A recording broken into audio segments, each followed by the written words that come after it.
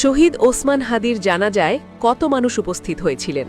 এই জনসমাগম নিয়ে চারদিকে চলছে চুলচেরা বিশ্লেষণ। এটিই কি ছিল ইতিহাসের সবচেয়ে বড় জানাজা? একটি বিশেষ বিশ্লেষণে এই রহস্য উন্মোচনের চেষ্টা করা হয়েছে।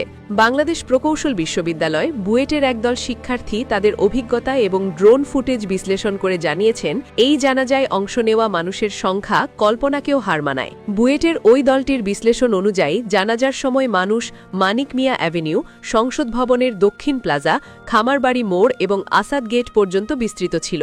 স্যাটেলাইট ম্যাপ এবং ড্রোন ফুটেজ ব্যবহার করে দেখা গেছে জনসমাগমটি প্রায় 1,68,000 বর্গমিটার এলাকা জুড়ে ছড়িয়েছিল। সাধারণ জনঘনত্বের মাপকাঠিতে প্রতি বর্গমিটারে যদি 4 থেকে 5 জন মানুষ ধরা হয়, তবে সেখানে উপস্থিত মানুষের সংখ্যা দাঁড়ায় অন্তত 6,72,000 থেকে 8,40,000। তবে মাঠের প্রত্যক্ষদর্শীদের মতে সংসদ ভবনের পূর্ব দিকের মাঠও জানাজার আগেই কানায় কানায় ভরে গিয়েছিল।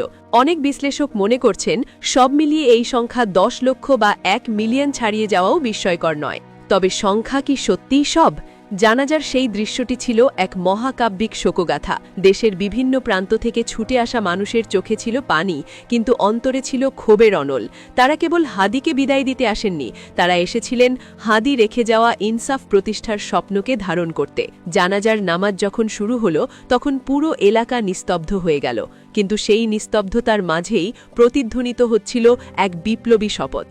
শহীদ ওসমান হাদি আজ আমাদের মাঝে নেই, কিন্তু তিনি রেখে গেছেন এক অপরাজেয় ইতিহাস। তার জানাজায় উপস্থিত হওয়া এই লক্ষ লক্ষ মানুষ প্রমাণ করে দিয়েছে, ঘাতকের আঘাতে শরীরকে নিঃশেষ করা যায়, কিন্তু আদর্শকে নয়। ঢাকার রাজপথে আছড়ে পড়া সেই জনসমুদ্র সাক্ষী দিচ্ছে, হাদি চলে যাননি, তিনি লক্ষ কোটি তরুণের হৃদয়ে অমর হয়ে বেঁচে থাকবেন।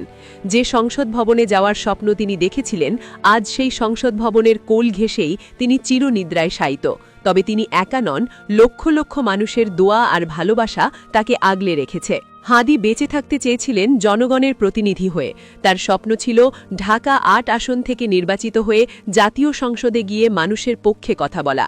তিনি একবার হাসি মুখে বলেছিলেন, 500 ভোটের নিচে যদি পাই তবে আমার মন খারাপ হবে। কি এক নিদারুণ ট্র্যাজেডি! যে হাদি মাত্র 500 ভোট পেলেই খুশি হতেন, তার নিথর দেহের পাশে আজ সমবেত হয়েছেন লক্ষ লক্ষ মানুষ। ঘাতকের গোলা তার নিঃশ্বাস থামিয়ে দিলেও হাদির সেই 500 ভোটের আকাঙ্ক্ষা আজ হাজার হাজার গুণ বেড়ে ফিরে এসেছে। তার নিথর দেহ যখন সংসদ ভবনের প্রাঙ্গণে পৌঁছল, তখন তিনি এক অপরাজেয় চেতনার নাম। ইতিহাসের পাতায় শহীদ ওসমান হাদির জানাজা এক অবিস্মরণীয় ঘটনা হিসেবেই লেখা থাকবে। সংখ্যায় সেটি 7 লক্ষ হোক বা 10 লক্ষ, হাদির জীবনের সার্থকতা ওই অগণিত মানুষের চোখের জলেই ফুটে উঠেছে। হাদি চলে গেছেন, কিন্তু রেখে গেছেন এক বিশাল দায়িত্ব, ইনসাফ কায়েমের লড়াইকে এগিয়ে নিয়ে যাওয়া। হাদির স্বপ্ন ছিল আধিপত্যবাদের কবর রচনা করা। তিনি চেয়েছিলেন সমাজে ন্যায় বিচার কায়েম করতে। তার এই চেতনা আজ দেশের কোটি মানুষের হৃদয়ে নাড়া দিয়েছে। জানাজায় উপস্থিত জনস্রোত চিৎকার করে স্লোগান দিচ্ছিল, আমরা সবাই হাদি হব, যুগে যুগে লড়ে যাব।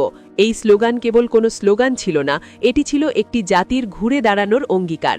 আজ প্রতিটি বাঙালির কণ্ঠে প্রতিধ্বনি হচ্ছে সেই সাহসী শপথ, হাদি আমরা তোমাকে ভুলব না, আমরা সবাই তোমার আদর্শের হাদি হব।